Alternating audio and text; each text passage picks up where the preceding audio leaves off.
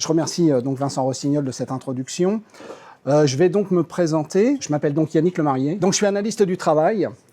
Pour ce faire, je suis diplômé en ergonomie des organisations et des espaces du travail. Je fais des expertises à la demande des représentants du personnel. J'interviens sur beaucoup de domaines. Je crois avoir pas avoir fait le tour, on n'a jamais fait le tour, mais j'interviens dans l'industrie, la logistique, l'énergie comme chez vous, l'hôpital, l'agroalimentaire, le transport. Et donc, toutes ces expertises m'ont amené à, alors non pas à me spécialiser, parce que je ne suis pas un spécialiste, mais à m'intéresser plus particulièrement à 3 sujets, dont 2 d'entre eux, et peut-être même 3, je crois que même 3, on peut le dire aujourd'hui, vous questionnent aussi en ce moment. Le premier d'entre eux, c'est la santé mentale au travail, sur lequel j'ai écrit un bouquin qui a été publié l'année dernière. Le second sujet, c'est l'exposition des salariés à l'amiante, au risque amiante. Pratiquement 30 ans après l'interdiction de l'amiante, ça questionne. Et le troisième sujet sur lequel j'ai été amené à beaucoup travailler, c'est la relation assez intime entre la sécurité du personnel et la sécurité industrielle. Et on est vraiment sur ce sujet-là. Je pense que quand M. Rossignol disait qu'il y a des choses qu'il a découvertes à travers notre travail, c'est peut-être une de ces choses-là qui est apparue et que je me suis senti obligé de faire remonter en termes d'information, puisque je suis quand même préventeur des risques professionnels. Donc, lorsqu'on voit quelque chose, même si on n'était pas appelé pour ça, c'est un peu de notre devoir de le faire savoir. Donc, c'est des choses que je vais pouvoir vous expliquer maintenant. Un petit mot sur ce que c'est que l'expertise. Moi, je suis expert uniquement de l'analyse des organisations du travail pour savoir si elles soutiennent les salariés, leur santé, leur sécurité, ou si elles participent à la dégradation de ces phénomènes-là. L'expertise métier, c'est vous qui l'avez, c'est les salariés. Moi, je ne suis pas un expert du travail en centrale nucléaire, pas du tout. Donc, tout ce que j'ai pu avoir comme information dans le rapport, je le tiens de vous, en fait. Je le tiens des salariés qui ont accepté de venir, et je les en remercie, parce que sans eux, j'avais pas de matière. Donc, vraiment... Et donc, je remercie aussi tous les représentants du personnel qui ont organisé les rendez-vous, qui ont mis les salles à disposition. Voilà. Sans ces gens-là, rien n'aurait été possible. Donc, le rappel de la demande. Cette demande d'expertise, elle s'inscrit donc dans une démarche légale. J'insiste beaucoup. Cette démarche légale, elle fait intégralement partie du dialogue social. Les salariés votent pour élire des représentants du personnel et ils ont un certain nombre d'outils pour porter les sujets, j'allais dire, idéalement, très tranquillement, et puis parfois ça se passe moins tranquillement. Le législateur l'a prévu, c'est-à-dire que faire des recours à l'expertise, saisir des tribunaux, ce n'est pas une brutalité du dialogue social. Ça fait partie du dialogue social, c'est repris dans le Code du travail sans aucun problème. Donc c'est quand même important de l'entendre. Je vais donc aussi, à travers ce travail, donc porter un certain nombre de questions juridiques, de questions du Code du travail, mais je ne suis pas juriste. Et donc j'insiste beaucoup. Florence Debord et Pierre-Emmanuel Berthier, qui sont donc les 2 professeurs d'université qui ont fait ce travail d'analyse juridique, je vous invite vraiment à aller lire leur rapport et éventuellement donc à voir la vidéo qui a été tournée donc, hier avec eux, où ils expliquent bien mieux que moi et de manière bien plus puissante toutes ces questions juridiques, parce que eux, ils vont convoquer les jurisprudences qui sont encore aujourd'hui valables et qui démontrent qu'un certain nombre de choses qui vous sont proposées à travers la note grève, ça questionne très très fortement le droit du travail. La méthodologie, voilà, je suis ergonome. Hein. Donc l'ergonomie, c'est ce qu'on appelle, nous, aller voir le travail, être au plus près du chevet du travail, être au chevet du travail. Comme un clinicien qui serait devant un malade sur son lit d'hôpital. C'est un peu ça le sujet. Donc, parmi les outils, on a notamment les observations. Et les observations m'ont été refusées. C'est-à-dire que j'ai voulu aller voir le travail de près, notamment me rendre compte des ambiances, des outillages, des EPI, et ça ne m'a pas été permis. Donc en fait, ce travail que je porte là, dans ce rapport, ce n'est, entre guillemets, que les témoignages des agents, mais c'est déjà très puissant. Et ça s'est un peu suffi, sauf qu'il y a vraiment des sujets sur lesquels j'avais vraiment très envie d'aller voir de près, notamment pour comprendre pourquoi, je vais y revenir après, mais pourquoi l'organisation du travail, pourquoi votre direction a besoin de réorganiser les horaires de travail d'un certain nombre d'agents, c'est pas anodin, et ça, j'aurais voulu le voir sur le terrain, parce que je pense qu'il y avait des questions de temps d'habillage et de déshabillage qui pourrait être un frein à la productivité. Et j'aurais voulu le voir, et bon, ça n'a pas été possible. Alors, vous allez me dire quel est le rapport avec la note grève. Ben, en fait, quand on est en grève, requis, comme vous, maintenu au travail, ben, on est au travail en fait. Donc moi, ce qui m'intéressait, c'était aussi déjà de comprendre le travail tel qu'il était. Et donc, je n'ai pas pu complètement le faire du fait de cette interdiction d'aller faire des observations. Donc pour le coup, je le rappelle là, sur cette slide-là, j'ai eu aussi des demandes de documents qui ne m'ont pas été données. J'ai demandé le DURP, ce qui est quand même la Bible de la prévention des risques dans une entreprise. Ce qui m'a été donné, c'est un document de présentation du DURP, mais pas le DURP. Il y avait suffisamment d'informations dedans pour pouvoir en faire une critique malgré tout, j'y reviendrai peut-être. Et des demandes de renseignements, de documents complémentaires qui sont restés sans suite. Dans les documents qui m'ont été donnés, il y avait un certain nombre de questionnements, notamment sur les bilans sociaux. Je suis revenu à travers des échanges de mails pour qu'on me donne des explications, et donc ça, c'est resté sans suite. Donc voilà un peu les limites de l'étude. Pour autant, cette nouvelle note grève, elle vous est proposée à un moment précis. On est en 2025, le site il est ce qu'il est, et donc c'est très important pour les gens qui font mon travail, les analystes, c'est de comprendre le contexte dans lequel un élément comme ça, un projet comme ça arrive. Et c'est assez facile à comprendre. Si on prend l'image d'une météorite, quelle que soit sa taille, même si elle est toute petite, si elle tombe en plein milieu de l'Atlantique, quelque part on s'en fiche, ça ne va pas bousculer nos vies. Si elle tombe en plein milieu de Paris, c'est autre chose. C'est-à-dire que la capacité d'un collectif à recevoir quelque chose, un projet, une nouvelle façon de faire, ça va dépendre aussi de la robustesse de ce collectif ou de sa fragilité. Et donc la capacité d'absorption et de pouvoir bien vivre quelque chose qu'on nous propose, ça dépend aussi beaucoup du contexte socio-économique dans lequel on évolue. Donc il fallait s'intéresser à ça. Alors, dès le départ, la porte d'entrée, c'est la note BENA. On nous dit aujourd'hui, on va réécrire une note sur la base de ce qu'il y avait dans la note BENA. Donc, je pose tout de suite la question, j'y reviendrai tout à l'heure. À quoi ça sert d'écrire autre chose, puisque voilà, la référence qui est faite, c'est à la note BENA et uniquement à la note BENA, qui resterait donc d'actualité. Donc, moi, tout de suite, le réflexe, c'est de se poser la question, en fait, on est en 2026 aujourd'hui, 2025 quand j'ai commencé l'expertise, est-ce qu'on est dans les mêmes conditions qu'en 1988 ? Donc j'ai fait ce tableau que vous avez là, sous les yeux, là.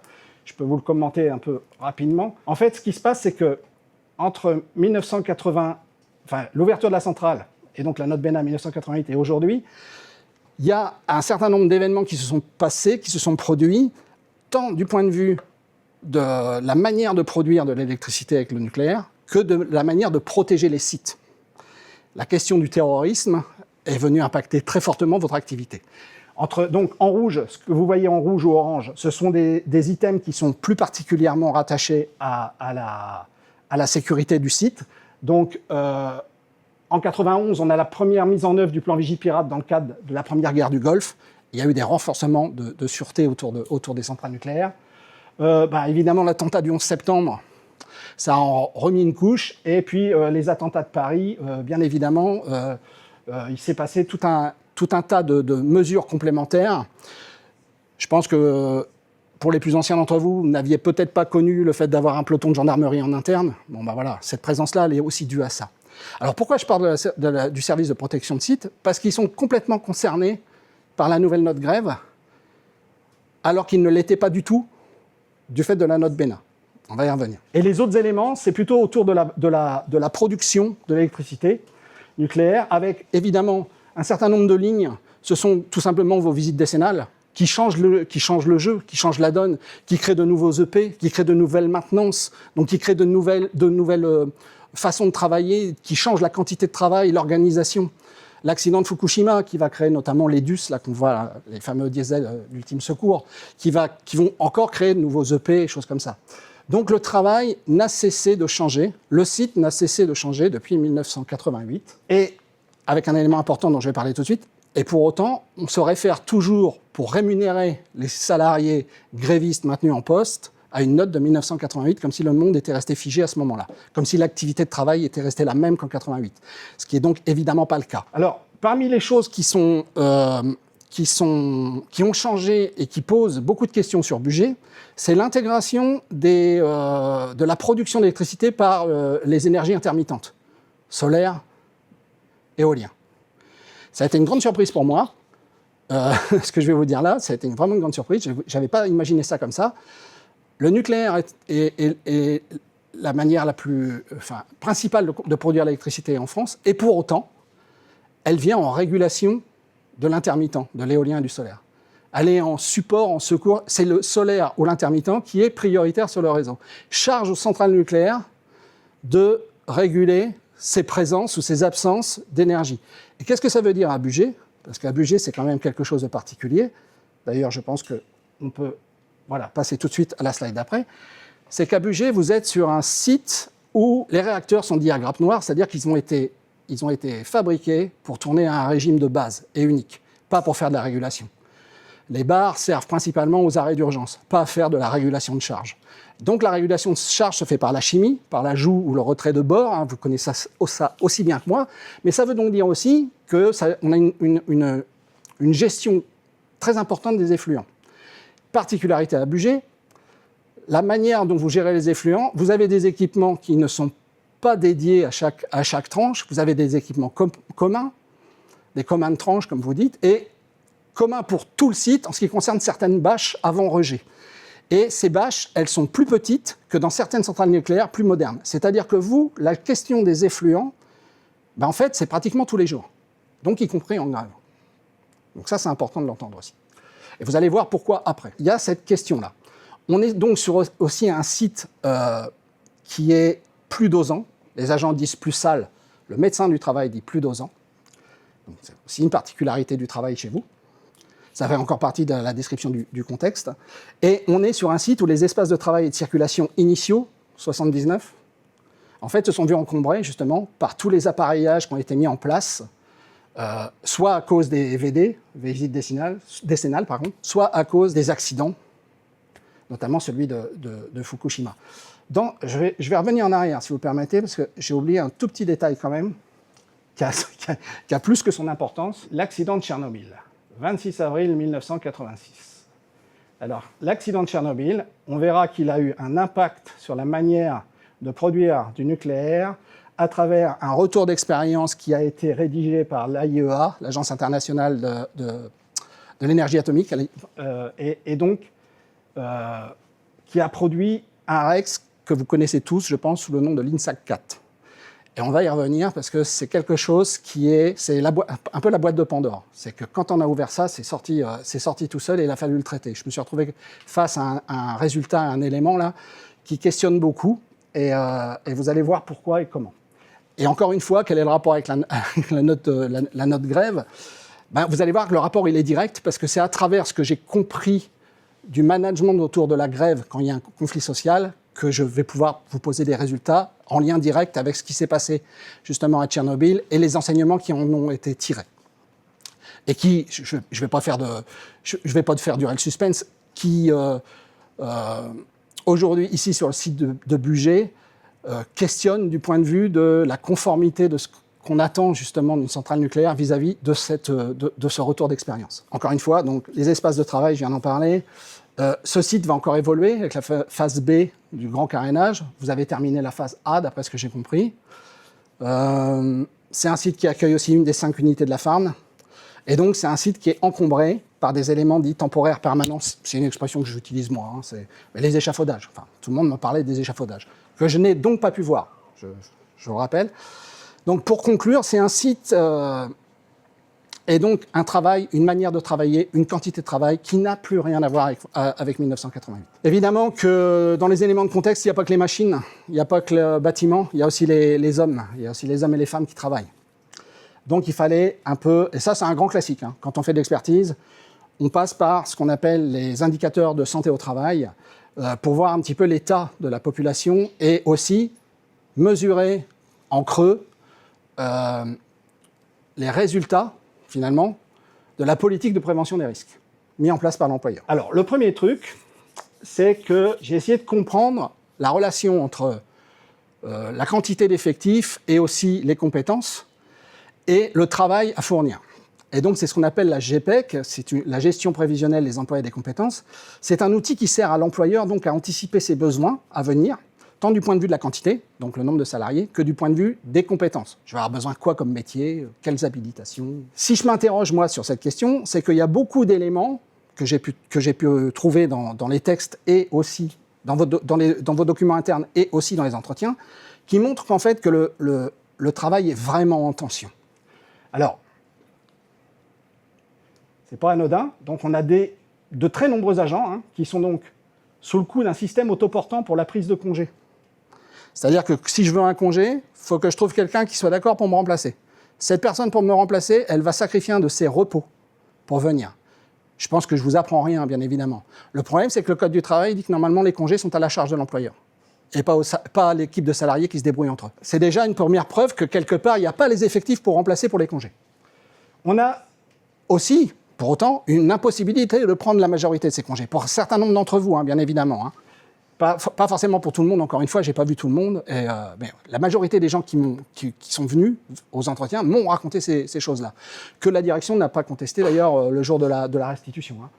Il y avait juste la question de l'écrêtage au 31 décembre, où on m'a dit que c'était possiblement parce que des gens n'avaient pas posé leur congé en temps et en heure. Bon, ça reste, mais ça existe en tout cas. Il y a de l'écrêtage et il y a de la mise sur CET parce qu'on ne peut pas prendre tous ces congés. Et aussi, on a un travail qui ne tient que sur la modification des cadres d'organisation. Et c'est ça aussi que j'aurais voulu aller voir, je vous en ai déjà un petit peu parlé tout à l'heure. On a des gens qui font des allers-retours entre des horaires prévus, j'ai envie de dire prévus dans le contrat de travail, des horaires discontinus, donc matinée, pause méridienne, après-midi, et en fait, à qui on demande de venir faire des postes. Des horaires atypiques, ce n'est pas vraiment des postes, parce qu'il n'y a pas de roulement. Tu vas faire quelques matinées, tu vas faire quelques après-midi, voilà, quelques nuits.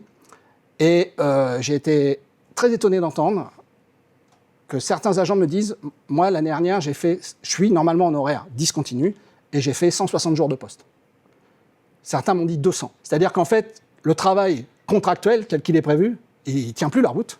Et voilà, donc il y a des gens qui sont comme ça. Et si ça n'existait pas, le travail ne tiendrait pas. Il y a une raison pour laquelle ça existe, c'est justement qu'il faut faire rentrer le travail, il faut faire sortir le boulot, il faut faire sortir la maintenance, il faut faire sortir tout ce que vous savez mieux que moi. On a aussi des modifications de planning avec ou sans délai de prévenance. On a donc un nombre très élevé d'heures supplémentaires, puisqu'on parlait des remplacements, les gens qui vont remplacer sont payés en heures sup. Et on a aussi une mobilisation de l'astreinte pour faire des travaux programmés et pas que du fortuit, pas que de l'aléa. Et on a des prises de risques au travail. Alors ça, c'est pareil. J'aurais bien voulu le voir de mes yeux, de loin, sans déranger. Mais bon, j'ai pas pu. Mais beaucoup de gens me disent que le pré-job briefing, en fait, ils ne le font pas complètement parce que, en fait, s'il fallait tout prévoir au regard de la situation qu'on a sous les yeux, possiblement le travail ne serait même pas possible à faire. Parce qu'il faut enjamber, parce qu'il faut monter, parce que, à cause de tout ce qu'on s'est dit sur l'évolution du site depuis 1979. Donc, c'est quand même très important. On a des indicateurs au travail de santé au travail qui donc inquiètent, je vous l'ai dit. On a, sur la question de la maladie seule, pas la maladie professionnelle, la maladie dite ordinaire. Les gens qui s'arrêtent pour... on ne sait pas pourquoi, et d'ailleurs tant mieux, l'employeur n'a pas à savoir pourquoi les gens s'arrêtent, mais la maladie dite ordinaire et non professionnelle, en 2024, c'est l'équivalent de 53 agents à temps plein qui étaient absents. Et en moyenne, sur les 3 ans, j'ai analysé 2024, 2023, 2022, c'est 55,5 travailleurs équivalents temps plein qui manquent. Ça, c'est pour la maladie. Maintenant, moi, ce que je vois, à travers les chiffres qui m'ont été donnés, il y a certains, il a fallu que je les travaille un peu parce que vos documents, encore une fois, n'étaient pas explicites. C'est aussi pour ça que j'ai demandé des questions, j'ai posé des questions et j'ai jamais eu de retour. Mais voilà. Ce qu'on constate, c'est que le taux de fréquence des accidents du travail, entre 2023 et 2024, il est multiplié par 6. C'est-à-dire qu'il y a 6 fois plus d'accidents du travail en 2024 qu'en 2022. Et le taux de gravité est multiplié par 9. Le taux de gravité, c'est le nombre de jours perdus à cause des arrêts de travail. Et on parle de taux parce que c'est ramené à la population. C'est pour ça que c'est comparable d'une année à l'autre. Si d'une année à l'autre, vous n'avez pas forcément le même nombre de personnel, il y a eu de l'embauche, il y a eu des départs, mais ce n'est pas grave, quand vous travaillez ces chiffres-là en taux, ils sont comparables d'une année à l'autre. Donc on a fréquence des accidents de travail multipliée par 6, gravité des accidents de travail multipliée par 9. Et alors là, on ne parle plus de taux, mais on parle juste de nombre. Les accidents de trajet ont été multipliés par 3. Donc on a 55 personnes virtuelles qui nous manquent à cause de la maladie, et on a une perte de contrôle, de maîtrise des accidents du travail. Et de ce que j'ai compris, ce sont des chiffres qui ne révèlent pas finalement l'état exact du phénomène, puisqu'on m'a beaucoup raconté une politique managériale pour que certains accidents ne soient pas déclarés. On m'a raconté des chutes de hauteur non déclarées, dont une potentiellement mortelle. Ce monsieur-là, il aurait dû aller jouer au loto le jour J, parce que vraiment passé à côté de... Quand il m'a raconté ça, il a chuté d'un niveau. Un calibotis qui s'est... voilà. Donc il a eu de la chance, c'est qu'en passant à travers le calibotis, il n'a pas eu de choc à la gorge, ou il a rien touché, il est juste tombé en dessous, quoi. Et il s'est rien cassé. Des brûlures non déclarées, de possibles expositions aux matériaux pouvant contenir de l'amiante. Je crois que là, ça s'est encore produit cette semaine. Cette semaine où il y a 2 semaines, mais pour le coup, ça, ce sont des expositions déclarées, mais il y en a possiblement d'autres. Il y a des gens qui se posent des questions, en tout cas. Dans les entretiens, j'en ai eu beaucoup. Et des quasi-accidents concernant des chutes de plein pied, et aussi des quasi-accidents concernant des inhalations de gaz. Des gens qui racontent qu'ils ont été retenus, récupérés, sortis de certaines situations où... Voilà. Et ça n'a pas été traité en tant que quasi-accident ou accident de travail. Donc la réalité est très certainement plus grave que les chiffres que j'ai pu avoir sous les yeux. Alors, du point de vue des risques psychosociaux, ce n'est pas l'enquête MyEDF. Hein. C'est Yannick Lemarié qui a discuté avec une 50aine d'agents, donc ça n'a pas de valeur statistique. Mais c'est quelque chose que je fais à toutes les expertises, parce que ça fait partie de notre travail aussi d'essayer de mesurer ça. C'est-à-dire qu'en discutant avec les agents, moi je note à travers ce qu'ils me racontent, soit leurs inquiétudes, soit... Alors, ce que j'appelle, moi, la question des risques, c'est la question des troubles. Un risque, c'est la possibilité qu'un trouble se manifeste parce que, justement, on n'aurait pas un plan de prévention qui l'empêche de devenir problématique. Le trouble, le mal est fait, d'accord ? Donc, on a 6 grandes familles de risques psychosociaux. Ce qu'il faut bien comprendre, c'est que les risques psychosociaux, maintenant, ces 6 grandes familles, elles sont issues d'une étude d'un collège d'experts qui s'était mis au travail, je crois, c'est en 1998, à la demande du gouvernement, qui a été dirigé par Michel Golac et Marceline Baudier, et donc qui se sont mis au travail pour savoir pourquoi il y aurait de la souffrance mentale, psychique au travail. Je pense que c'est suite aux événements de France Télécom. Et leurs conclusions sont assez simples et assez éclairantes. Les risques psychosociaux n'existent qu'à cause de l'organisation du travail. Organisation du travail qui viendrait en conflit avec le modèle, ce qu'on appelle le modèle mental de l'homme.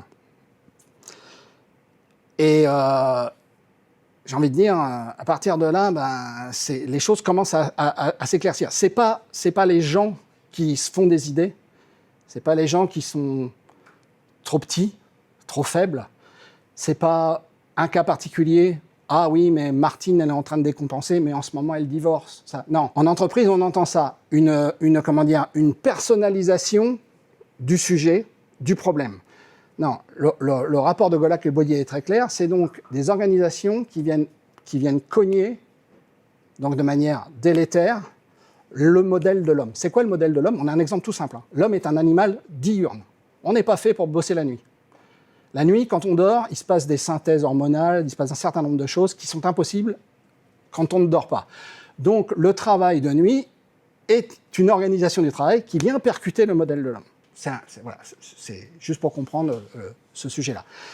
Donc, Golac et Baudier, on dit, voilà, on a 6 grandes familles. Donc, on a les exigences du travail, donc l'intensité, le temps de travail, l'autonomie, les marges de manœuvre, les rapports sociaux, dégradation des relations de travail ou de bonnes relations de travail, ça va dans les deux sens. Hein. L'insécurité de la situation de travail, les conflits de valeurs et la charge émotionnelle. Alors, on va beaucoup parler tout à l'heure de la charge émotionnelle. Alors peut-être là, vous vous dites, pour l'instant, nous n'avons encore pas parlé de la note greffe, mais vous allez voir que tout ça va se mettre en place tranquillement. Ce qui est en bleu, c'est ce que moi j'ai découvert à travers les entretiens.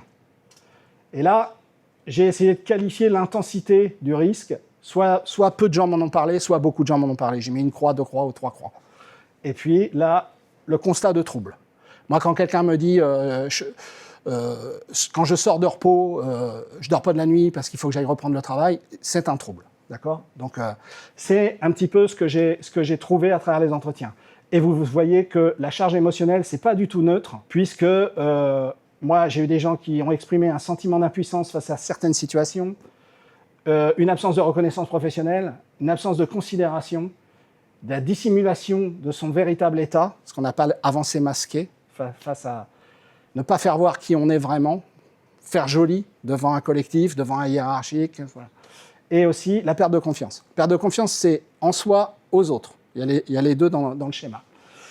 Et vous allez voir que, on va en parler tout à l'heure, l'enquête MyEDF que vous vivez, dans son préambule, elle dit qu'elle s'attache, qu'elle travaille sur la base de l'expertise Golac et Baudier. Sauf que, je pourrais prendre mon ciseau et puis couper le bas de la page, la charge émotionnelle n'existe pas dans l'enquête MyEDF. Et c'est très, très problématique, puisque je vais faire, tout à l'heure je vais vous en parler, c'est notamment ça qui est bousculé, qui est bousculé sur les formes de management au moment des conflits sociaux, bien évidemment, et qui va créer ce qu'on appelle, nous, du silence organisationnel et de la démission silencieuse, où les gens vont faire du repli sur soi et ne plus parler. Et ça pose un vrai problème dans votre activité, à tel point que donc l'AIEA a écrit un REX sur le fait qu'il faut qu'il y ait un management qui permette la prise de parole et même la remise en question. On va y revenir. Donc il y a vraiment un sujet de ce côté-là. Donc on est face à une mise en échec partielle de la prévention des risques. Alors, plusieurs raisons. Eh ben, ça c'est pareil. C'est pas beaucoup discuté chez vous, ça.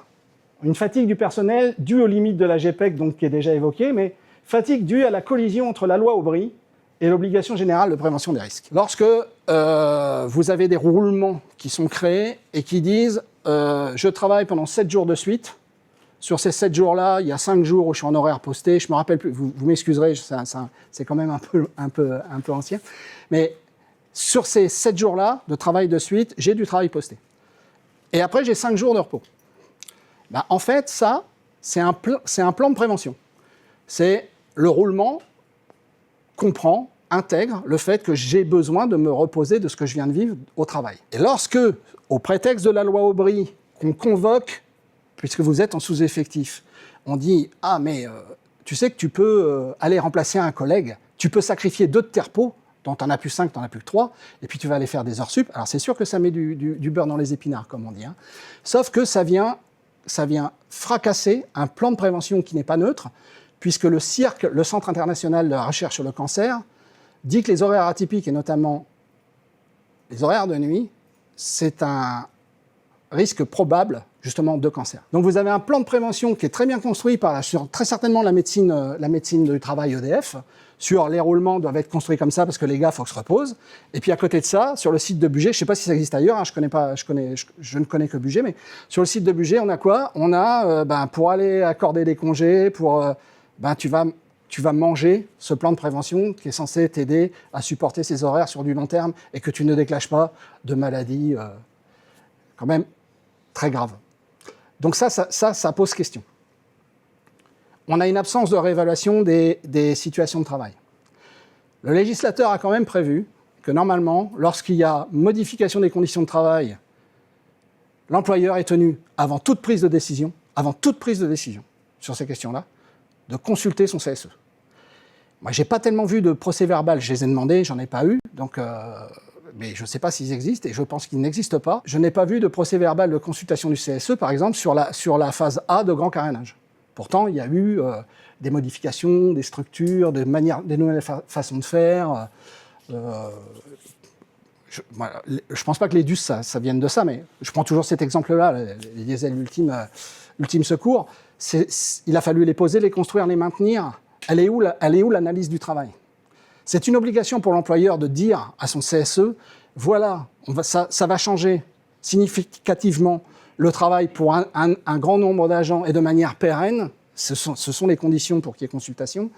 Voilà ce que je propose comme plan de prévention, comme activité, et charge à lui de montrer que cette différence de charge n'aura pas d'impact, ou s'il en a, si cette différence de charge a des impacts, charge à l'employeur de mettre un plan de prévention en face. Si on considère que le CSE n'a pas à être consulté sur ces questions-là, on ne fait pas le travail d'évaluation. Et donc moi je pense qu'il y a un gros trou dans la raquette du point de vue de la réévaluation des situations de travail depuis 88. C'est toujours notre référence par rapport à la note BENA, bien évidemment. Et donc on a un outil aussi d'évaluation des RPS, je vous en ai un peu parlé, qui pose plus de problèmes qu'il n'en résout, notamment du fait du management qui l'encadre, management très agressif, très intrusif. Il y a des agents m'ont montré des mails qu'ils reçoivent chez eux, sur leur temps de repos, sur leur WhatsApp. As-tu rempli l'enquête, des trucs très... Je vous renvoie au rapport, des trucs un peu... voilà, c'est un concours en fait. La sécurité, c'est un concours d'ego. C'est ouais, notre service, tu vas pas laisser le service comme ça. Ouais. C'est quand même problématique. Une chose qui m'a interpellé sur cette question-là aussi, il semblerait que votre médecine du travail ne tient pas compte de l'enquête MyEDF lorsqu'elle reçoit les agents et qu'elle pose des questions autour des risques psychosociaux. Ils utiliseraient un autre questionnaire. Donc, bon, moi je trouve que c'est un résultat en soi, mais Et donc, cette fameuse enquête MyEDF, elle a coupé le bas de la page du rapport Golac et Baudier. Elle ne s'occupe pas du tout des questions de la charge émotionnelle. Elle ne le prend pas en charge. On a aussi les raisons pour lesquelles, je reviens un peu en arrière, parce qu'on est là, c'est une mise en échec partiel de la prévention des risques. Donc, une raison pour lesquelles on a cet échec partiel, c'est aussi des occasions manquées de s'améliorer. Parce qu'à chaque fois qu'on cache un accident du travail ou qu'on fait comme s'il n'avait pas existé, on se prive de l'analyser. Et quand on analyse un accident du travail, on s'améliore. On fait l'arbre des causes, on cherche les raisons pour lesquelles ces causes se sont produites, au-delà de l'erreur humaine. Si on ne fait pas ça, évidemment, on ne peut pas s'améliorer. On a un CSE qui est empêché dans ses prérogatives de préventeur professionnel, puisque le CSE est un acteur. Ce n'est pas une chambre d'enregistrement. Les représentants du personnel ne sont pas là pour écouter l'employeur expliquer ce qu'il fait et ne rien proposer et ne rien mettre en œuvre. Non, le CSE est un acteur de la prévention des risques professionnels. Et lorsqu'il y a un accident grave ou qui aurait pu avoir des conséquences graves, c'est réunion obligatoire du CSE, notamment pour que celui-ci puisse décider de se mettre en enquête. Donc votre CSE, il est aussi empêché dans certaines de ses prérogatives. Donc ça permet au risque de vivre tranquillement et de produire les accidents dont il a envie, parce qu'il n'est pas pris en charge de toute façon. Certains d'entre eux, bien évidemment. Et donc on a aussi un DURP, donc document unique d'évaluation des risques professionnels, qui est non conforme aux attentes du législateur. Truc assez simple, je vous l'ai dit, je n'ai pas eu le DURP. On m'a donné un document de présentation du DURP. Mais dans ce document de présentation du DURP, il y a une petite phrase qui dit modification du DURP entre 2023 et 2024, néant. Néant. Or, un seul accident du travail, ça doit changer le DURP. Parce que l'employeur doit se mettre en analyse, savoir pourquoi ça a eu lieu. Un accident du travail, c'est un échec de la prévention de la situation en question. S'il y a eu l'accident, c'est que notre plan de prévention n'a pas marché. Donc on se remet au travail, donc le DURP doit être modifié. Donc on a une fréquence d'accident de travail multipliée par 6, en termes de taux, un taux de gravité des accidents de travail multiplié par 9, et pour autant, pas de modification du DURP, c'est une irrégularité par rapport au Code du travail. Donc ce qui fait que ça nous donne une espèce de spirale infernale, là, que j'ai essayé de traduire là. Donc comme il n'y a pas toutes ces réévaluations du travail, toutes ces analyses de quasi-accident ou d'accident, on a un mauvais DURP. Le DURP produit ce qu'on appelle le plan de prévention des risques et de l'amélioration des conditions de travail pour l'année suivante. Donc quand vous avez un mauvais DURP, vous avez un mauvais plan de prévention à venir. Ce mauvais plan, il va évidemment produire un bilan hygiène, santé, sécurité tronqué. En fait, tout est faux depuis le départ. Et en fait, c'est une boucle infernale. Donc ça donne quoi? Pas de modification du DURP, donc pas de réévaluation des situations, et c'est reparti pour un tour. Donc ça pose vraiment sujet. Et aussi en cause de cet échec, notamment sur cette volonté qui est de « non, mais te mets pas en arrêt de travail, reste chez toi, reviens, on va te donner un poste doux », on a aussi des formes de management qui sont très verticales et intrusives. Et donc cette politique managériale a très souvent été qualifiée et ressentie comme verticale, notamment donc très pressant et intrusif, je vous l'ai dit par rapport notamment à l'enquête MyEDF, autoritaire, au moment des conflits sociaux, je vais y revenir, on va rentrer dans le bois dur là, empêchant les prises de parole, et remettant en cause les professionnalismes. Ce n'est pas partout. Ce n'est pas partout. Encore une fois, je n'ai pas vu, mais la majorité des gens que j'ai rencontrés en entretien m'ont raconté ça, notamment au moment des mouvements sociaux. Et il y a aussi quelques personnes qui m'ont dit, nous, ça se passe très bien. Ça se passe très bien. Donc il y a des endroits où ça fonctionne, où il y a une ressource là. Il faudrait essayer de comprendre pourquoi. Mais il faut aussi essayer de comprendre pourquoi ça se passe mal, où ça se passe mal. Donc, l'être humain fait intégralement partie de la production industrielle. Donc, contrairement aux machines, l'être humain déploie des ressources, ce qu'on appelle immatérielles, telles que la confiance en soi aux autres et la capacité de coopération. La coopération, c'est l'entraide. Moi, je peux forcer, en tant que manager, Sylvie à travailler avec Eric. Est-ce qu'ils s'aideront? Est-ce qu'ils se donneront un coup de main? C'est autre chose. Donc, ces ressources immatérielles, ça dépend beaucoup des formes de management.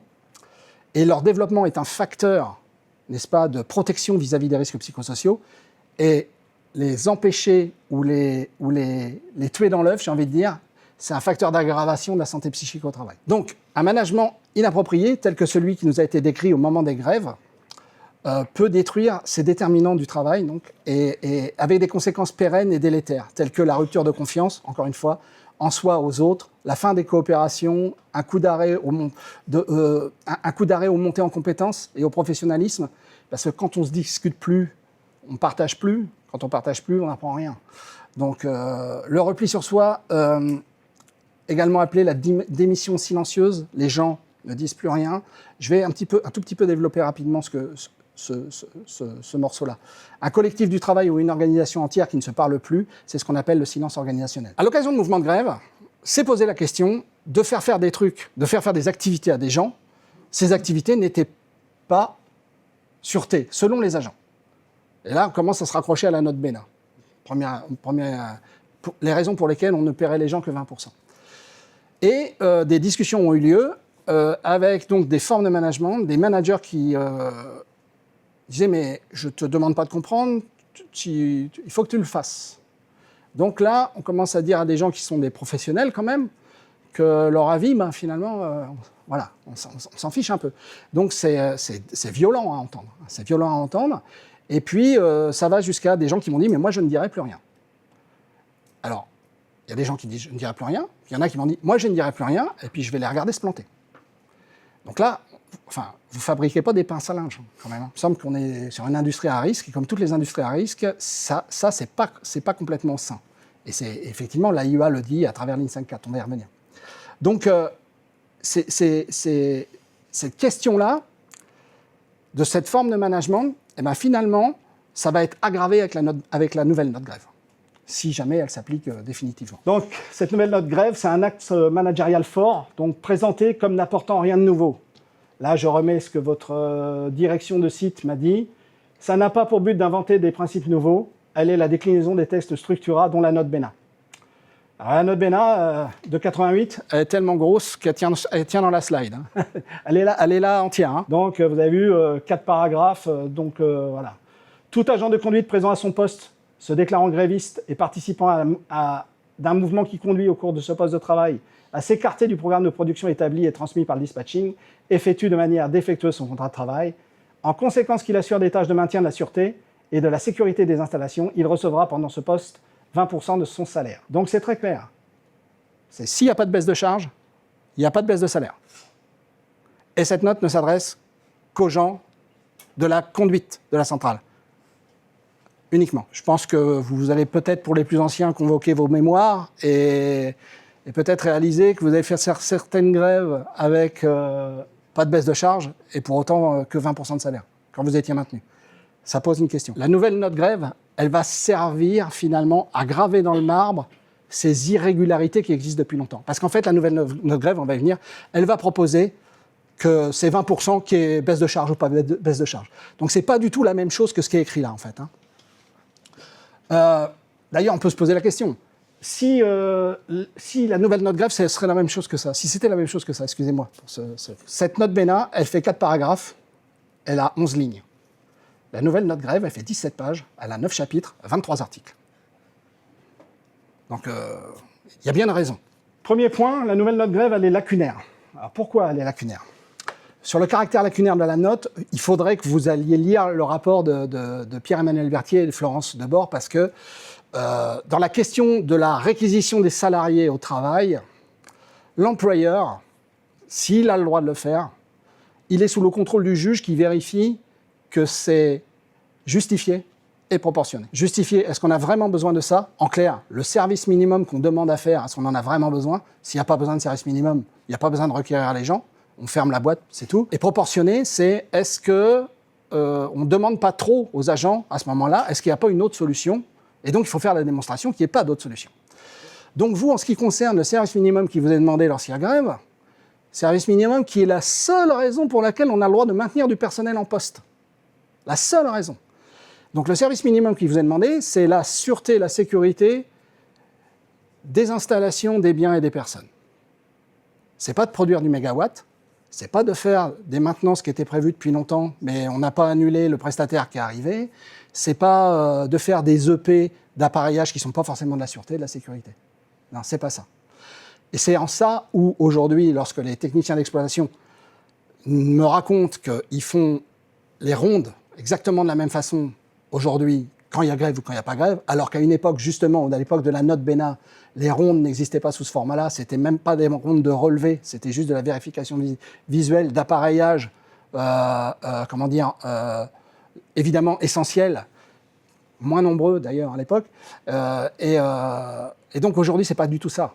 C'est pas du tout ça. La part de travail, elle n'est pas du tout la même. Un point essentiel que Pierre-Emmanuel Berthier et Florence Debord mettent en avant dans leur rapport, c'est qu'en fait, en France, dans le droit du travail, le salaire n'est pas la contribution, n'est pas la rétribution d'un travail fourni. Le salaire, c'est la rétribution d'une subordination subie. À partir du moment où vous êtes convoqué par l'employeur dans les murs, donc soumis au règlement intérieur, à tout un tas de choses, vous devez être payé 100%, même si vous ne donnez rien à faire. C'est ça le droit français. Sinon, on est des travailleurs à la tâche, c'est autre chose. Mais en tout cas, voilà, il faut avoir ça en tête. Donc la question de dire déjà, je vais vous payer que 20% parce qu'aujourd'hui vous ne travaillez que 20%, normalement ça ne devrait même pas tenir la route. D'accord ?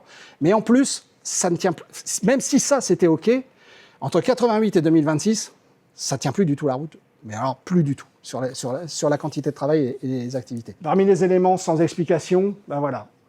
Donc à la page 5, alors je ne sais pas si vous l'avez lu, je ne sais pas si vous l'avez vu, mais à la page 5 de cette nouvelle note grève, il y a un tableau synthétique des situations de grévistes qui ne fait jamais apparaître la situation du gréviste maintenu en poste. On va dire c'est un préambule qui nous explique ce que c'est que la grève, voilà, là. Et puis donc il y a la situation, je suis gréviste, je ne suis pas payé, je ne suis pas gréviste, je suis payé. Et il manque le tableau, je suis gréviste maintenu en poste. Ça, il n'existe pas. La confirmation sans explication des conséquences salariales de la note BENA pour les agents de la protection de site. Ah oui. Maintenant, il n'y a pas d'explication, mais on trouve le truc dans un tableau. Les agents de la protection de site, 20% aussi, pour eux. Pourtant, la note BENA, elle parlait co-conducteurs de centrale, et elle a conditionné ça à la baisse de charge. Rien à voir. Les agents de la protection de site n'ont rien à voir avec ces questions-là. Alors, vous allez voir, on a une explication, vous verrez. Alors, page 9 aussi, on a une note qui s'affranchit d'expliquer la notification d'information aux agents dans la forme initialement prévue. Monsieur Bénard avait fait une note complémentaire plus tard, en 1990, où il disait, bon, lorsqu'on va avoir besoin de maintenir des agents en poste, il faut que le chef de service aille leur dire au préavis, au début du préavis, toi, possiblement tu pourras être maintenu en poste. Ça n'existe plus, ça disparaît, mais ce n'est pas expliqué pourquoi. On a une note grève qui est pétrie de contradictions. Page 5, la note explique que le salaire doit être à hauteur du travail accompli, mais donc continue d'imposer ce forfait de 20% qui date de 88, qui n'a donc plus rien à voir avec l'activité de travail que les gens font vraiment lorsqu'ils sont en grève, maintenus en poste. Donc les 20% de 88 ne tiennent plus la route du tout. Donc je voulais voir, on m'a dit non, mais je sais que les rondes sont tracées. Maintenant, les gars, ils ont une tablette. Donc il suffit de suivre, en fait, sur le papier. Alors je ne me rappelle plus du nom de l'application, mais les rondiers remplissent leur ronde, l'alimentent au fur et à mesure qu'ils avancent sur le terrain, et donc ça nous donne finalement un parcours complet et un temps de travail. Donc j'ai demandé ces informations-là à votre direction, ils ne les ont pas données. Donc en fait, les preuves existent que le travail, enfin les 20% du travail, 20% de rémunération aujourd'hui, ça ne tient plus la route une seule seconde. Page 8 et 9, la note confirme que l'entreprise a besoin de certains agents en toutes circonstances, donc 24 heures sur 24 et 365 jours par an. Ça, c'est votre direction des ressources humaines qui me l'a confirmé en entretien. Et pour certains d'entre eux, ils ne seront payés que 20% du taux horaire. Encore une fois, la question de la subordination. Je suis subordonné, je suis contraint à des règles que m'impose mon employeur dans le temps du travail, je devrais être payé 100%, pas 20%. Alors qu'eux-mêmes disent qu'ils sont là, quand ils sont là pour nous, quoi, hein, puis à fond. Hein, on a aussi, c'est un peu la même chose, dit différemment, à la page 5, avec la note explique que les grévistes cessent d'être sous le contrôle et sous l'autorité de l'employeur, mais dans les faits, les agents grévistes requis restent bien à 100% sous l'autorité et le contrôle de l'employeur. Et encore une fois, pour certains d'entre eux, seulement 20% de salaire. Page 8, la note confirme que le droit de grève est individuel. Ça, on va y revenir.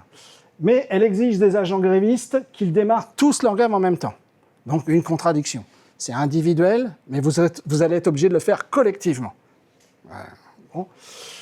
Page 10, la note dit elle-même, il y a des évolutions constantes du travail, donc depuis 1988. Et pour autant, pour payer les gens, on va aller se référer à un truc qui n'est complètement obsolète. De fait, une note grève qui complique la pratique individuelle du droit de grève de certains agents. Donc, la sortie de site, la fameuse sortie de site en cas de simple débrayage, ça pose la question du temps de trajet à l'intérieur de la centrale. Moi, je ne connais pas trop bien votre site, mais les gens qui sont le plus loin de la sortie, d'après ce que j'ai compris, ils mettent à peu près 20 minutes pour sortir.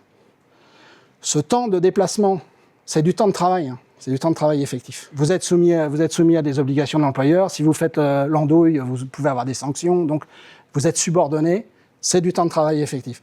Donc, lorsqu'on vous dit, bon, tu viens pour le brief, tu es gréviste, tu sors, et on ne te paye qu'une heure.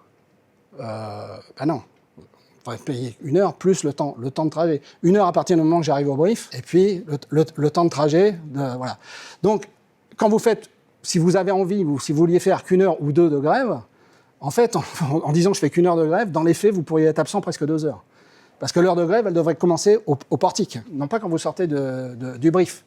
Donc, voilà, ça pose question. L'obligation de rentrer chez soi par ses propres moyens. Alors ça c'est un vrai sujet aussi. C'est-à-dire que l'organisation du travail incombe à l'employeur seul, notamment sur les moyens techniques et financiers qu'il doit mettre dans son organisation du travail. Combien ça lui coûte? C'est pas aux salariés de payer l'organisation du travail. Ben là, c'est un peu ce qui se passe. Et ce qui est dramatique, ce qui est surprenant, c'est que ça va se prendre dans la poche de grévistes. En plus, c'est ça qui est compliqué. C'est-à-dire que je convoque mes gars, je leur dis, vous êtes obligés de venir, mais je ne vous retiens pas, donc vous pouvez rentrer. C'est-à-dire que moi, dans mon organisation, encore une fois, on n'a pas d'explication, ce n'est pas justifié.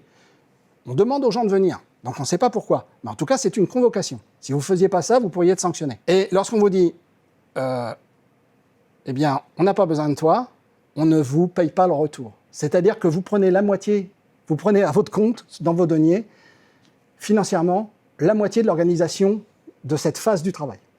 Donc ça pose vraiment des problèmes.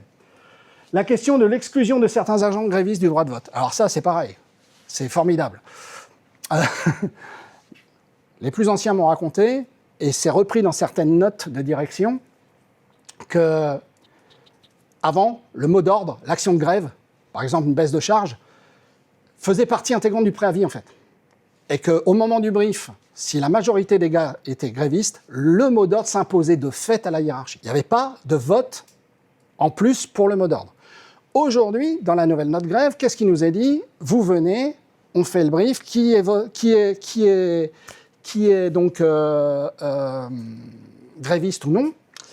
Ceux qui sont non grévistes, enfin grévistes non retenus, sont renvoyés et après seulement, avec l'équipe mini, on vote pour le mot d'ordre. C'est-à-dire qu'on va empêcher des gens de participer au mouvement de grève pour lequel ils se sont pourtant positionnés. Donc ça pose vraiment un problème, ça aussi. Et donc, à la page 10, alors là, plus besoin d'arriver avec des éléments de langage au brief en disant c'est une activité garantie, c'est une activité sûreté, enfin, je ne me rappelle plus comment ils disent garantie, enfin, il y a plusieurs termes qui sont employés pour essayer de faire passer l'activité à faire qui n'est pas sûreté pour une activité sûreté, de manière à ce qu'elle se réalise. Et donc, page 10, vous pourrez faire tout ce qu'on vous demande, vous devrez faire tout ce qu'on vous demande en cas de grève. C'est plus exhaustif. Enfin, c'est plus limité, pardon. Voilà. La porte s'est ouverte. Donc, ça veut donc dire qu'il y a une tentative, et on va voir avec le T0, il y a une tentative d'essayer de faire passer un maximum d'activités sur, normalement, un moment où vous devriez faire que du service minimum. Puisque c'est ça la condition pour laquelle un employeur peut maintenir des gens en poste, les requérir, c'est le fait que je mets en place un service minimum. Si je veux faire l'activité normale, il n'y a plus question de requérir les gens. Donc, loin des déclinaisons des textes structurants dans la note BENA, voici ce qui est nouveau dans la note grève. Donc on a l'officialisation de l'effet salarial de la note BENA aux agents de services de protection de site. La seule réponse qui m'a été donnée, elle est écrite là sur le tableau. C'est pas élargissement. C'est pas une réponse, hein. C'est pas une explication. Hein. Quand je pose la question, mais pourquoi par élargissement? Dont acte. Officialisation que 80% d'abattement de salaire est appliqué à certains agents grévistes requis qu'il y ait non-respect ou respect du programme. C'est ce que je vous disais encore une fois, je me répète, mais la note BENA est très claire. S'il n'y a pas de baisse de charge, il n'y a pas de baisse de salaire. Là, maintenant, baisse de charge, pas baisse de charge, pan, 80% de moins. On a une officialisation de la différence de traitement entre agents grévistes. Ah oui, parce que ça, c'était aussi une découverte. Quand on discute avec les agents du SPS, ils subissent ça. Quand on discute avec l'agent de la conduite de la centrale, ils subissent ça. Et puis quand on discute avec les agents de la maintenance, maintenus en poste parce qu'ils sont d'astreinte, eux, quand ils viennent travailler, pour les mêmes raisons, parce que dans ce cas-là, l'astreinte, elle est aussi mobilisée dans le cadre d'un service minimum, donc assurer la sûreté-sécurité des installations des biens et des personnes, eh bien eux, ils sont payés 100%. Donc voilà, c'est assez incompréhensible. On a aussi une différence de rémunération entre agents grévistes et non grévistes. Alors là, l'exemple le plus parlant, je vais essayer de faire court parce que je pourrais vous en donner plusieurs, mais à la service de protection de site, lorsqu'ils sont dans le bunker, il y a un mouvement de grève. Il y en a, ils sont deux. Équipe minimum, il faut être deux là. Donc à cet endroit-là, à ce moment-là, il y en a un des deux qui est gréviste, donc maintenu en poste. Lui, il ne va pas regarder que 20% des télés. Il ne va pas faire que 20% des tâches. Ben, il va être payé 5 fois moins que son collègue qui n'est pas gréviste. Ça questionne. Moi, à leur place, peut-être je ne me mets plus jamais en grève. À un moment, il faut se poser la question de pourquoi tout ça. Encore une fois, pourquoi 3 paragraphes se transforment en 17 pages? Il y a un moment, il faut quand même se poser la question. Et donc, l'annonce que les activités à faire en grève, donc voilà, s'étendent encore une fois à bien d'autres activités que les seuls domaines de la sûreté. Dans les faits, c'est une nouvelle note grève qui est probablement illicite, du fait du niveau de ses auteurs dans l'entreprise. Effectivement, là je vous renvoie encore aux travaux de Pierre-Emmanuel Berthier et Florence Debord. Ils nous expliquent très bien que un directeur de site, un directeur de centrale nucléaire, un directeur ou une directrice n'a pas l'autorité pour contraindre le droit de grève. C'est bien au-dessus de ça que ça se joue, dans des sphères bien au-delà.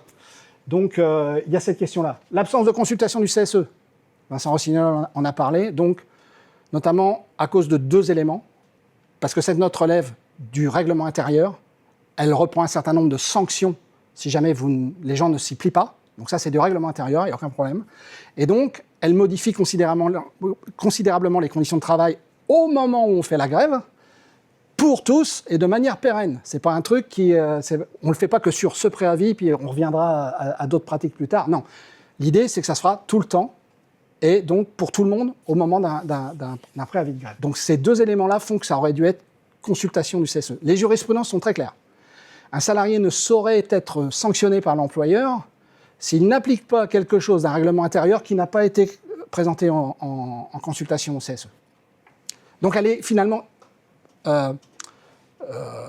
inapplicable et elle ne peut pas s'imposer aux agents de ce simple fait-là. Donc on a aussi l'empêchement pour chacun de pratiquer son droit de grève à l'intérieur du préavis. Le fameux T0, je voulais y revenir. Le fameux T0. Alors, j'aurais aimé pouvoir accéder au rapport pour pouvoir vous faire un peu de lecture de ce que les représentants de la direction ont pu me répondre sur cette question-là. Mais bon, je vais vous le raconter. Techniquement, c'est un peu compliqué là. En fait, je vais faire ça.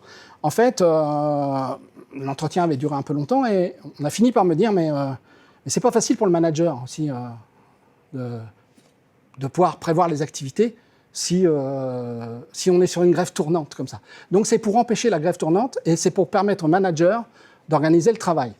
Donc, encore une fois, je me répète, je suis désolé, je me répète beaucoup, mais c'est important, c'est vraiment enfoncer le clou. Mais organiser quelles activités? Si on est dans le cadre d'un service minimum, puisque c'est les seules conditions dans lesquelles on peut requérir les gens, on parle de quoi? Donc en fait, on voit bien qu'il y a une volonté de faire passer des activités autres. Et on le retrouve dans la page 10 du document qui dit qu'effectivement, on pourra faire autre chose que de la sûreté. Ça, c'est le premier point. Et puis la question de la grève tournante.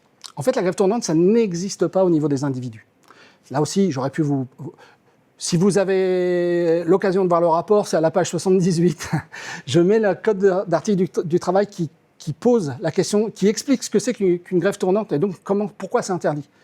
Une grève tournante, c'est interdit à partir du moment où ce sont des services ou des personnels d'un même service ensemble qui s'organisent pour... Voilà. Imaginons, à la SNCF par exemple, les conducteurs de train, ils disent on fait grève de 10h à midi. À midi, ils arrêtent la grève, puis c'est les aiguilleurs qui s'y mettent de midi à 14h. C'est ça une grève tournante. Mais au niveau individuel, un salarié peut se mettre en grève quand il veut, arrêter la grève quand il veut, reprendre la grève quand il veut, à l'intérieur des taquets du préavis. Si les représentants du personnel disent la grève c'est de mardi à mardi 8h, mardi prochain 8h, les gars, là, vous arrivez au travail, je fais pas grève, ah bah tiens si, je fais grève, hop, c'est pas du tout interdit. Il n'y a aucun problème de ce côté-là. Donc ça questionne. Pratiquer librement son droit de grève, et donc la différence de traitement entre agents grévistes et d'une possible discrimination entre des agents grévistes que cette note implique. Donc, comme je vous le disais... comment? Là, c'est l'exemple des ICA et du taxi. Pas forcément. Pas forcément. Ce que je disais, je suis pas assez pointu sur les histoires des ICA, donc je ne vais pas me lancer là-dessus. Mais tout simplement, je suis salarié ici au budget, je suis technicien de maintenance, je suis d'astreinte, mais je me suis positionné en grève. Rentre chez toi, et puis par contre, si jamais on m'appelle, il faut que je revienne, là, je vais prendre 100% de mon salaire. Ce qui est normal. Je suis conducteur de réacteur, je suis agent à service de protection de site, je suis dans le même cas, je suis gréviste, bah oui, mais tu es maintenu en poste, et toi, tu as 20%. Voilà, ça, c'est différence de traitement entre des agents grévistes, tous les deux.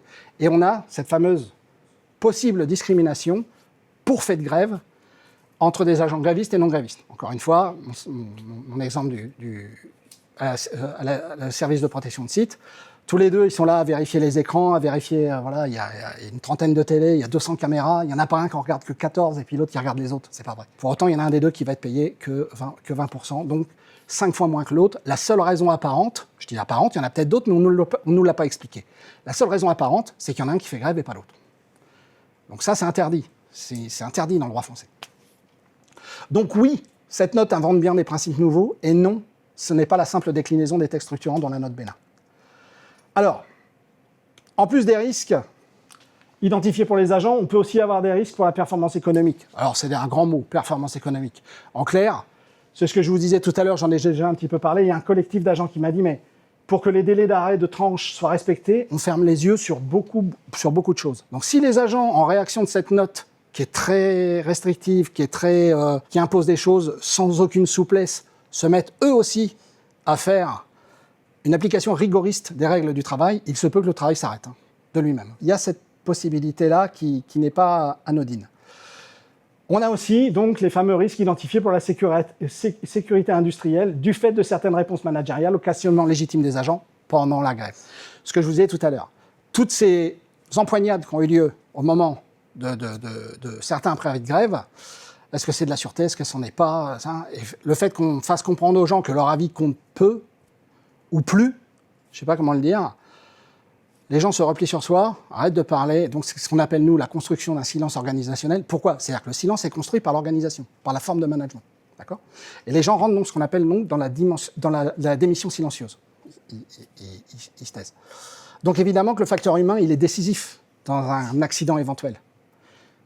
un accident industriel. Les erreurs humaines, il y a un très beau document qui s'appelle les cahiers de la sécurité industrielle que je vous invite à lire, explique très clairement que les erreurs humaines sont les enfants de comportements inappropriés qui sont eux-mêmes les enfants d'une organisation du travail qui les permet. L'organisation du travail, le responsable de l'organisation du travail, c'est l'employeur. Donc, suite à l'accident de Tchernobyl, l'AIEA a donc produit un certain nombre de préconisations à destination des exploitants notamment, afin de promouvoir un management capable de produire des comportements adaptés chez le personnel. Ces préconisations sont regroupées dans le document Culture de sûreté référence, donc numéro 75 INSAC 4. Donc, page 5 de l'INSAC 4, on lit ça. Un de ces éléments clés est constitué par une habitude générale de penser en termes de sûreté qui implique une attitude de remise en question systématique. Que devient cette remise en question systématique, élément clé de la sûreté, quand exprimer ses doutes peut amener à un entretien managérial, parce que j'ai entendu ça dans les entretiens aussi. Exprimer son désaccord est traduit comme une trahison de la ligne managériale, là c'est plutôt du côté d'encadrant. Des éléments de langage sont produits dans le but de détourner les débats techniques entre professionnels et surtout essayer de faire avaler des couleuvres ou faire passer des vessies pour des lanternes, je ne sais pas comment le dire. Et lorsque même la parole d'un collectif ne compte plus, parce qu'il y a eu aussi dans certaines situations un désaccord porté par le collectif, qui n'a pas été entendu, et ça a eu des conséquences particulières. La réponse est simple. De telles réponses managériales instaurent le silence, le repli sur soi, la rupture de confiance. De telles réponses managériales instaurent le désengagement, la fin des coopérations, ça freine les montées en compétences individuelles et collectives. De telles réponses managériales tournent le dos à un retour d'expérience émis par l'AIEA et issu d'une des plus grandes catastrophes industrielles mondiales. C'est pas rien quand même. C'est pas rien. Alors c'est peut-être difficile à entendre, attention, hein, je veux bien le croire. Mais quand même, ça pose question. Quand vous avez des professionnels à des postes clés où la sûreté nucléaire est là, elle est aux portes du truc, qui vous disent « moi je dirai plus rien », ça questionne. Conclusion, reco. Bon, une alerte avant tout. Hein. Je vais le faire assez vite. Hein. Donc on a des indicateurs de sous-effectifs, des indicateurs de santé au travail qui inquiètent. On a des indicateurs de rigidification du management. Hein. Donc, autoritarisme conclusif. C'est quoi ça? C'est quoi cette bête-là? Bah, c'est un salarié qui dit mais ça, c'est pas de la sûreté. Tu es sûr que c'est de la sûreté? Tu veux pas le faire? Si tu veux pas le faire, on va se revoir dans un autre cadre. Voilà. La conversation s'arrête, la conclusion est posée, c'est comme ça. La gestion de MyEDF, bah, je pense que... j'en ai beaucoup entendu parler. Alors peut-être aussi du fait que j'étais là à ce moment-là. Bon, mais quand même. Et la gestion des accidents du travail, donc avec... j'ai même entendu parler d'indicateurs où maintenant on va vérifier que la personne, si elle s'est blessée, elle était vraiment en train de tourner la vis qu'elle aurait dû tourner. Si elle s'est blessée en tombant dans l'escalier, on ne va plus considérer ça comme un accident du travail. Enfin, moi, j'avais jamais entendu ça hein, avant de venir ici. L'accident du travail, il y a une définition, hein, c'est pas celle-là, quoi. Donc, et donc, le dernier acte, c'est managérial fort de la direction, c'est une nouvelle note grève, très probablement illicite, introduisant des éléments de contrainte sans précédent. De contrainte pour se mettre en grève de manière individuelle et de contrainte sur l'effet de la grève. La grève est un droit constitutionnel, donc les effets de la grève aussi implicitement. C'est-à-dire qu'une grève, elle est là pour gêner. Et c'est prévu, c'est reconnu et c'est gravé dans le marbre. Donc l'idée d'essayer de faire tout en sorte, ça peut être, j'ai envie de dire, pourquoi pas, mais il faut le faire dans les règles de l'art, il ne faut pas le faire en faisant des choses qui sont borderline. Donc de trop nombreux éléments désignent un site très en tension, que ce soit sur la santé des salariés, la performance économique, la sécurité industrielle. Donc ça, ce sont des recommandations que j'ai pu émettre dans le rapport, plus à destination de la direction, c'est de remettre en clair le CSE, notamment au centre de la prévention des risques, qui est trop exclu, qui est trop à l'écart. Alors, ouvrir la réflexion sur la question des RPS, franchement, l'outil MyEDF, je pense que vous avez compris mon point de vue sur la question. Donc, essayer de réfléchir à un autre modèle. Il en existe. Hein. La réévaluation des charges de travail, c'est une obligation légale. Hein. Il y en a un arrêt FNAC qui est assez connu, où la FNAC avait bougé, fait un projet de réorganisation du travail, et les représentants du personnel s'estimaient pas assez informés parce que la FNAC n'avait pas produit d'éléments montrant la charge de travail aujourd'hui, c'est ça, et puis avec notre projet, ça va être ça ou ça, et voilà ce qu'on va faire pour que ça se passe bien pour les agents. Ça, c'est une obligation légale pour l'employeur. Donc, il y a eu Il y a eu des recours en justice qui sont allés jusqu'en cassation, je crois, et c'est ce qu'on appelle justement, c'est assez connu dans nos métiers, on appelle ça la RFNAC, c'est pour montrer, prouver qu'il y a cette obligation de l'employeur de réévaluer ses charges de travail lorsqu'il change les choses. Et donc, il y a la phase B du grand carénage qui arrive. Ce serait peut-être intéressant quand même, surtout qu'en plus, c'est assez, comment dire, beaucoup de gens ici, du point de vue du staff de la direction, m'ont parlé de mode projet. Tout le monde fonctionne en mode projet. Projet tranche en marche, projet arrêt de tranche, projet... C'est mode projet. Mais si on est en mode projet, on doit être en consultation de CSE systématiquement. Donc, à partir du moment que ce projet va bouger les conditions de travail, la manière de faire le travail, les risques, expose à de nouveaux risques, on supprime certains, peut-être. Pourquoi pas? Mais ça, il faut en faire l'état. Il doit y avoir consultation de l'instance. Du point de vue, c'est pareil. Ouvrir un chantier pour comprendre les raisons pourquoi les préconisations de l'INSAC 4, ça commence à partir un petit peu à volo. La question de l'événement que j'ai un peu évoqué sur le collectif de travail qui s'était exprimé, c'est pas un agent tout seul, donc qui n'a pas été entendu. Et ce qu'ils avaient prévu, c'est réalisé, et malheureusement, c'était pas quelque chose de bon pour la production. Faut essayer de comprendre pourquoi on en est arrivé là. Et donc, encore une fois, il y a quelques endroits où ça se passe bien. Faudrait essayer de le comprendre, savoir pourquoi. Et pour le coup, quelques recommandations plutôt à destination du personnel. Donc le repli sur soi et la démission silencieuse, ce sont des poisons pour la santé mentale. Vous vivez pas bien de garder tout ça pour vous. Parce qu'à partir du moment que vous rentrez là-dedans, vous rentrez aussi dans une forme de comédie, ce qu'on appelle avancée masquée, venir avec un masque au travail. C'est que vous gardez tout pour vous et puis vous faites joli. Le sourire est là, mais bon. Le repli sur soi et la démission silencieuse sont des facteurs de risque d'accident industriel, rappel de l'INSAC 4, dont on pourrait vous faire le reproche. S'il se passe quelque chose, il y aura un arbre des causes. Un peu sérieux, j'ai envie de dire. Et là, si on arrive à trouver que quelqu'un avait une information, il ne l'a pas dit, ou alors il ne l'a pas fait savoir, ou alors il n'a pas été clair dans ce qu'il avait à dire, il y a un cas assez célèbre. Je ne peux pas vous nommer l'entreprise, parce que je pense tout simplement que je n'ai pas le droit. Un cas un peu célèbre où un manager était là-dedans, et pour ne pas faire savoir les difficultés qui étaient les siennes, il a commencé à bouger les indicateurs. Alors vous allez me dire, là c'est tricher. Mais en fait, quand on en arrive là, en fait, quand l'organisation crée du silence, l'impossibilité de pouvoir s'exprimer, les gens, ils vont essayer de se protéger comme ils peuvent. Et lui, pour se protéger, le moyen qu'on ne voit pas trop ces difficultés, c'était de modifier un certain nombre d'indicateurs. Malheureusement, ces indicateurs, mal pris en cause, ont permis un accident mortel. Ont permis la construction d'un accident mortel, puisque, en fait, on était sur une histoire de maintenance, la chose n'a pas été maintenue en temps, et on a eu un souci. Plus qu'un souci, puisqu'il y a eu des morts. C'est le seul qui est en prison. Parce que la police, c'est pas le CSE, c'est pas les représentants du personnel. Eux, ils vont voir qui est responsable c'est lui. Mais nous, dans les métiers qui sont les nôtres, l'idée, c'est de comprendre pourquoi cette personne-là, elle a agi comme ça. Et quand vous faites l'arbre des causes de pourquoi elle agit comme ça, c'est qu'elle a été prise dans quelque chose, et notamment l'impossibilité de pouvoir s'exprimer. Parce qu'elle n'est pas prise au sérieux, parce que ses demandes ne sont pas entendues. Au bout d'un moment, repli sur soi, et je commence à tricher avec mes indicateurs, et on va jusqu'au bout du truc. Donc c'est vraiment important. Comme tous les risques psychosociaux, le repos sur soi et la démission silencieuse sont des conséquences de choix organisationnels et managériaux faits par l'employeur, et dont certains de ces choix sont soustraits à la consultation pourtant obligatoire du CSE. C'est ce que je n'arrête pas de dire depuis le début. Donc, quel que soit le sujet, ne gardez pas pour vous vos questions, vos constats, vos étonnements. Adressez-vous à vos représentants du personnel qui sauront, qui devront porter ces sujets cruciaux auprès de la direction, éventuellement avec les outils mobilisables, droit d'alerte, CSE extraordinaire, demande d'expertise, tous ces outils qui sont des outils normaux dans le fonctionnement de l'instance. Le repli sur soi et les démissions silencieuses, c'est aussi priver vos représentants du personnel de la possibilité d'exiger des réponses de la direction. Il y a des procès-verbaux en CSE. La direction, elle est obligée de s'exprimer et c'est tracé. Donc, des fois, face à ça, des directions qui d'habitude ne veulent pas faire le travail parce qu'ils ont réussi à le cacher, être contraint d'expliquer en instance dans lequel il y aura un procès-verbal. Procès-verbal, c'est pas un compte-rendu, un document officiel. Que non, ils vont pas faire le job, que non, c'est pas la même chose.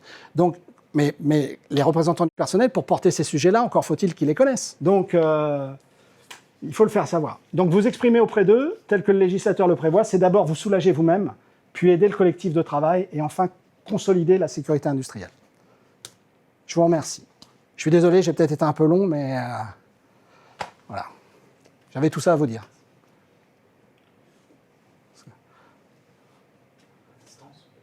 Bah, ça, je sais pas. Il faut juste le dire. Ouais. Est-ce qu'il y a des questions parmi les gens qui sont à distance? A priori, non. C'est pas grave. C'est pas... C'était clair. Ok. Pour rappel, donc, vous avez eu les 2 rapports d'expertise qui vous ont été envoyés. Ce qu'on fera, c'est qu'on vous les renverra quand même par mail.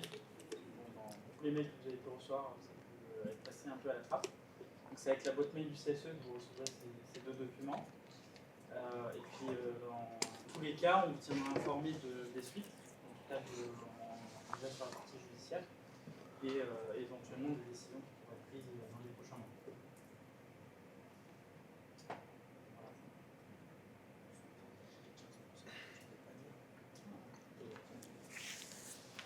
Parce que là, tu as parlé des 20% pour les services, Ouais. mais pour beaucoup de personnes de maintenance, c'est bien 15%. Pour l'astreinte. Ah ouais. Et quand t'es gréviste, Mais oui, c'est 15% quand tu es chez toi. ouais. Oui, mais par contre, quand tu interviens, quand tu interviens, c'est 100%. Ouais. La comparaison, je la fais là, c'est-à-dire que... D'accord. Ok. Mais l'idée, c'est d'essayer de faire de comparer ce qui est comparable. Et en fait, l'idée, c'était, voilà, je me retrouve sur le site pour travailler. Dans le cadre d'un requirement, d'un maintien en poste, ben dans un cas, il y a des gens qui sont payés 20%, l'autre 100%. Quelle est la différence? Pourquoi? C'est difficile à comprendre. Enfin, on voit clairement que cette note, l'objectif, c'est clairement pousser les agents à ne pas faire grève. En tout cas, à dissuader. Une autre différence de traitement, tout à l'heure, ce que j'essayais de dire, c'était, par exemple, pour les personnels de la conduite, avant, ils étaient accompagnés en taxi, quand ils n'étaient pas maintenus en requis. Aujourd'hui, ça leur est retiré. Et dans le même temps, ce qui a été indiqué par la direction, c'est que les agents qui sont en service discontinu, on les oblige aujourd'hui à venir pour, en tout cas, la partie activité qui pourrait être sûreté, et on leur paye les ICA. Donc vous voyez, même entre des grévistes, maintenant, on va faire des différences de traitement. Et on voit clairement que c'est pour dissuader les agents à faire grève. Pour revenir sur le temps de travail effectif, ça a été dit en effet par les deux professeurs en droit. Donc le temps de travail, il est court, c'est-à-dire qu'à partir du moment où j'annonce que je vais être gréviste, il y a tout le temps de trajet qui sort. Et là, ce qui est intéressant, c'est qu'au mois de mars, donc là c'est tout récent, il y a eu justement un appel concernant une centrale nucléaire, donc une décision de justice qui avait été contestée parce qu'elle était favorable par rapport aux salariés justement sur la prise en compte de ce temps-là. Et la Cour de cassation a tranché en indiquant, en rappelant que c'est bien du temps de travail effectif. Et donc, de ce fait, on peut être gréviste qu'à partir du moment où on est sorti du site. Donc, de ce fait, nous, en tout cas, du côté de nos délégations CGT, on se réserve le droit de pouvoir, avec en tout cas les salariés qui le souhaiteront, pouvoir aller éventuellement au prud'homme, en tout cas pour faire des rappels de salaire, si cela viendrait à être nécessaire. Ok.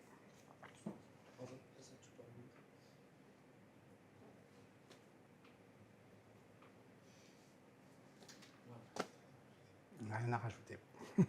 Et sur d'autres sites aussi, là c'est tout récent, notamment à Nogent, aujourd'hui par exemple sur ces documents de réquisition où on demande en tout cas aux salariés de reprendre le poste, aujourd'hui ils reviennent en arrière sur certains sites, à qui dès qu'on leur demande de venir travailler, même pour la conduite, ils remettent à chaque prise de poste un courrier expliquant justement quelles tâches on va leur demander de faire.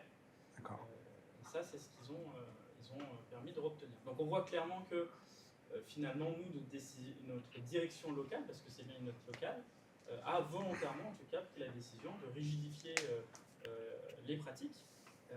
Et d'un côté, si on n'aurait pas eu cet élément, c'est vrai qu'on n'aurait pas pu avoir, sans les éclairages que les experts ont pu nous montrer, c'est vrai qu'on n'aurait jamais allé contester un petit peu cette note BENA, sachant qu'on ne conteste pas la note BENA, parce que la décision qui avait été prise à l'époque, elle était claire, elle était adaptée, sauf qu'on voit que depuis cette époque-là, il s'est passé beaucoup de choses.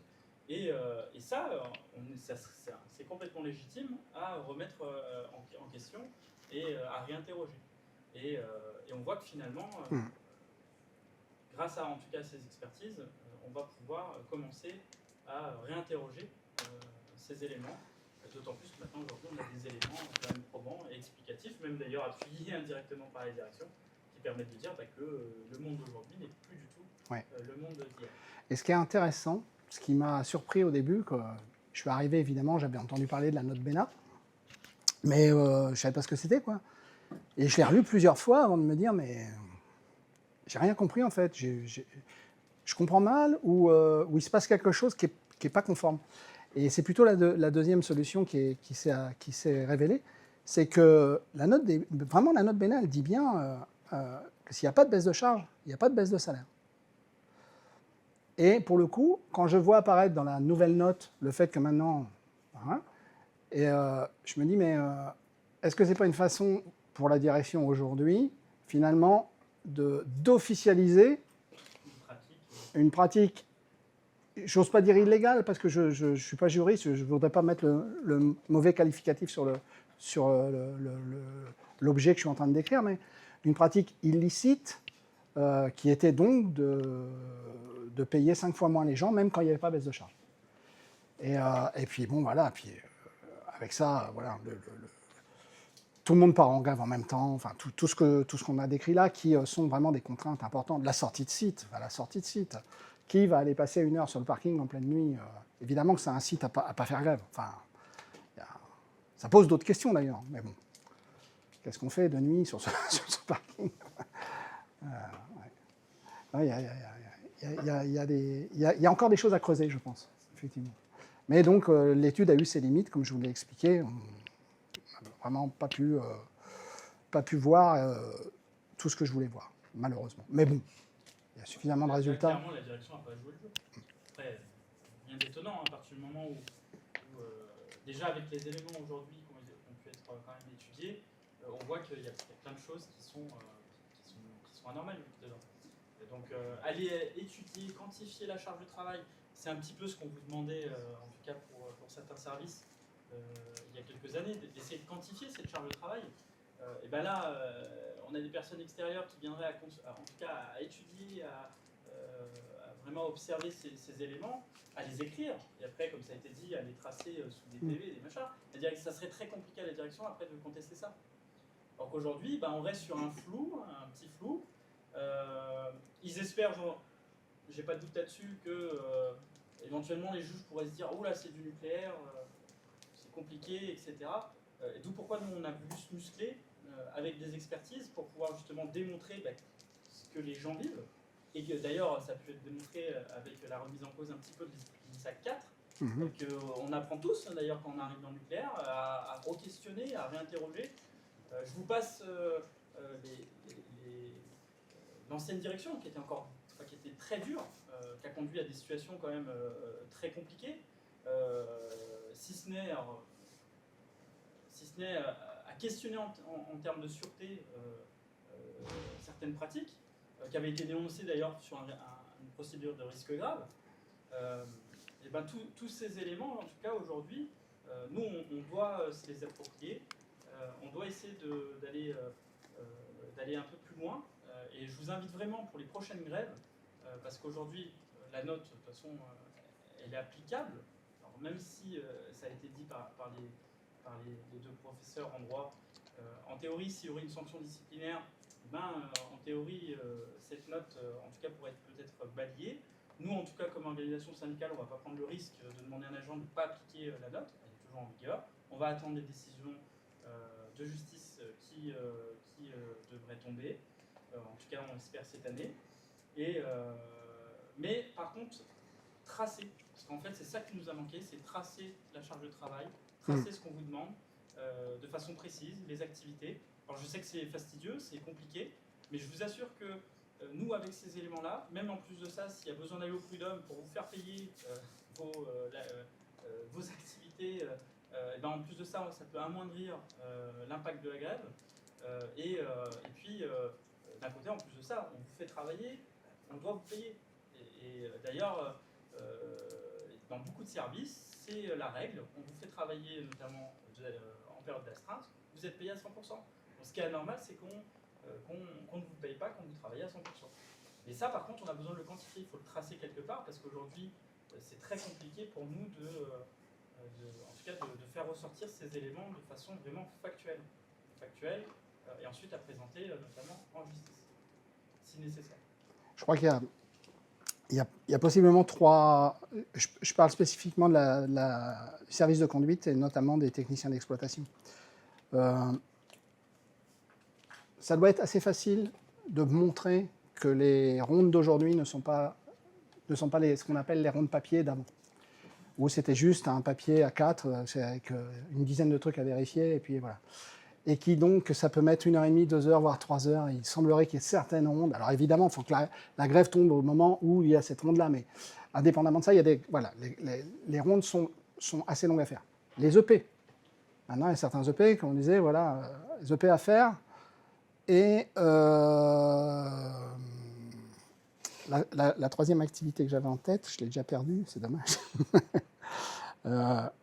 Les rondes, les EP et la gestion des effluents, qui donc est là pour vous, qui est une particularité donc, qui se fait un peu... vous ne pouvez pas anticiper, vous ne pouvez pas stocker en disant on le fera après-demain. Non, il faut le faire en réaction. Là, il faut faire de la place, il faut y aller. Donc, sur ces trois éléments-là, la ronde, les essais périodiques et les effluents qui seraient à faire même un jour de grève, alors pour le coup, j'aime pas l'expression, parce que je vais dire, je vais faire l'avocat du diable. C'est une histoire de diable, on s'en fiche. Mais à ce moment-là, ok, voilà les activités à faire si vous êtes en grève. Mais à ce moment-là, on revient sur l'esprit de la note Bénat qui n'est plus contesté. À ce moment-là, c'est pas 20%. Alors c'est peut-être pas 100, c'est peut-être 80, j'en sais rien. Mais là, c'est pas la référence ne peut plus être le travail tel qu'il était en 1988. C'est étonnant. Et encore une fois, la note le dit elle-même, le travail a changé, les évolutions, et puis bon, le site parle de lui-même. Il y a des choses qui sortent de terre, il y a des nouveaux appareillages, il y a des nouveaux EP. Je crois que la visite décennale numéro 4 a généré 75 EP supplémentaires, de mémoire, dont 64 sécurité, pure sécurité. Donc voilà, c'est des chiffres qui parlent, qui devraient être... Juste cette VD, donc après, oui. si on quantifie toute cette oui. série qui ont Voilà. avant. Donc voilà.